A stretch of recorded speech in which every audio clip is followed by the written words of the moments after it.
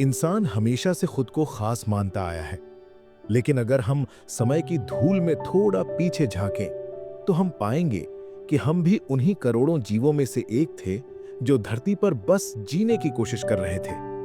ना कोई मकसद, ना कोई भविष्य का सपना, बस पेट भरना और जिंदा रहना। लेकिन फिर कुछ ऐसा हुआ जिसने हमें बाकियों से अलग कर दिया। ये बदलाव अचानक नहीं आया, लेकिन इतना गहरा था कि इसने पूरे ग्रह का चेहरा बदल दिया। मानव इतिहास का सबसे बड़ा रहस्य यही है, कैसे एक मामूली जानवर जो ना तो ताकतवर था ना ही तेज, उसने बाकी सभी प्रजातियों पर राज करना शुरू कर दिया। हरारी हमें याद दिलाते हैं कि यह सत्ता हमें ताकत या बुद्धिमानी के कारण नहीं मिली, बल्कि हमारी कल्पना की शक्ति के कारण मिली। हम वो हैं जो कल्पना कर सकते हैं, भगवानों की, राष्ट्रों की, पैसों की, कानूनों की और कहानियों की। और यही कहानियां हमें एक दूसरे से जोड़ती हैं, लाखों अजनबियों को एक साथ काम करने की ताकत देती हैं। कोई शेर, हाथी या बंदर ये नहीं समझ सकता कि कंपनी, देश या मानवाधिकार क्या होता है, लेकिन हम समझते हैं, क्योंकि हम इन चीजों को असली मानते हैं, जबकि ये सिर्फ हमारे दिमाग की उपज है। और इसी वजह से इंसानों ने खेती करना सीखा, शहर बनाए, साम्राज्य खड़े किए और धर्मों की रचना की। लेकिन इस विकास की कीमत भी बहुत भारी थी। खेती ने हमें खाना तो दिया, लेकिन उसी ने हमें जंजीरों में भी बांध दिया। हम जमीन से जुड़ गए और धीरे धीरे हमारी आजादी खत्म होती गई। हरारी बताते हैं कि पहले शिकारी समाज में इंसान ज्यादा फ्री था।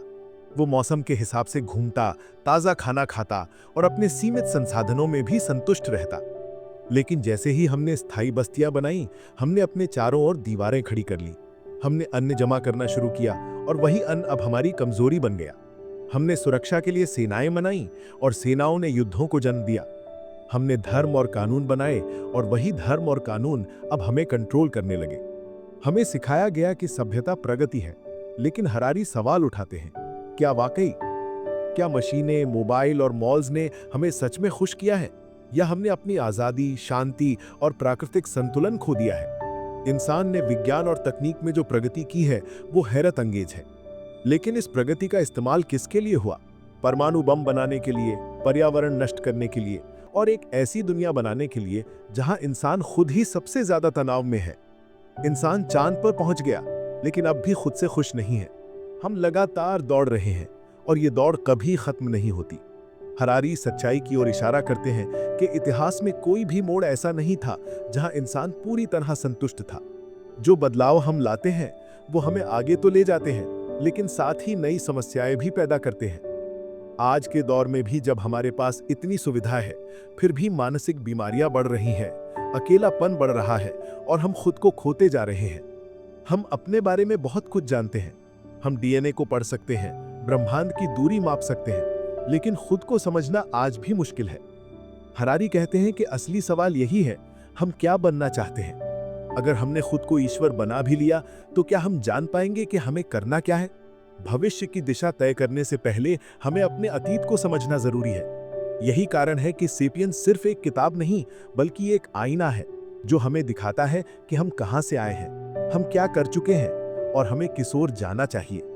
ये किताब हमें रोकती है, सोचने पर मजबूर करती है कि प्रगति का मतलब सिर्फ तेज भागना नहीं होता, बल्कि ये भी समझना होता है कि हम किस दिशा में भाग रहे हैं। जो इंसान खुद की कहानी को नहीं समझता, वो दूसरों की कहानी में सिर्फ एक मोहरा बन जाता है।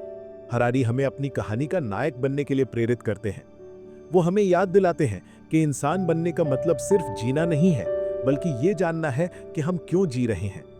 हमने इतिहास को सिर्फ युद्धों और विजयों के रूप में देखा है, लेकिन असली इतिहास वो है जो हमारे भीतर घटता है, वो बदलाव जो हमारी सोच, हमारी भावनाओं और हमारी इच्छाओं को गढ़ता है।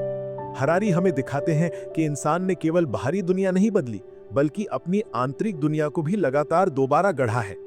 हमने समय के साथ ये तय किया कि क्या अच्छा है और क्या बुरा, क्या पवित्र है और क्या पाप, लेकिन ये सब कुछ तय करने वाले हम ही थे। कोई ईश्वर नहीं, कोई ब्रह्मांडीय नियम नहीं, सिर्फ हमारी सोच। और जब सोच इतनी ताकतवर हो, तो सवाल उठता है कि क्या हम इस शक्ति का सही उपयोग कर रहे हैं? आज हम जिन कंपनियों, ब्रांड्स और मीडिया से घिरे हुए हैं, वो सब हमारी सोच को मोड़ने की कोशिश करते हैं।